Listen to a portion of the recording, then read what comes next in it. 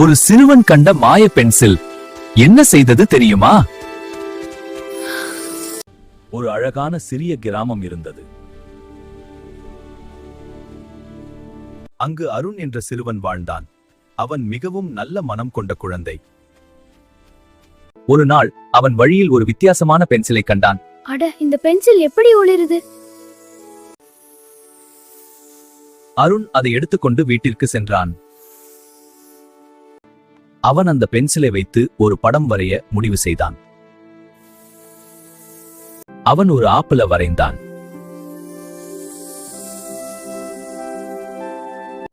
ஆனால் அடுத்த நொடி அதிசயம் நடந்தது. வாவ், இது உண்மையாக ஆகிவிட்டதே! அவன் வரைந்ததெல்லாம் உண்மையாக மாறியது. இது ஒரு மாய பென்சில். ஒரு நாள் கிராமத்தில் பசிப்பட்ட குழந்தைகளை அவன் பார்த்தான். அவர்களுக்கு உணவு கிடைக்கவில்லை. மிகுந்த பசியில் இருந்தார்கள்.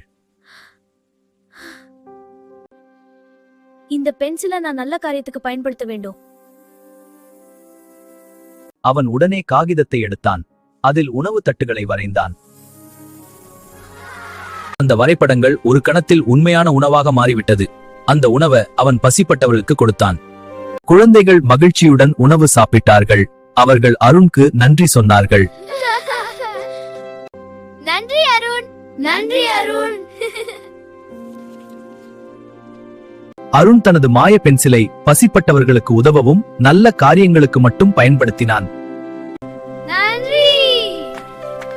அதனால் முழு கிராமமும் மகிழ்ச்சியாக இருந்தது. நல்ல மனம் இருந்தால் உலகம் முழுவதும் மகிழ்ச்சி பரவும். இன்னும் கதைகள் வேண்டுமா?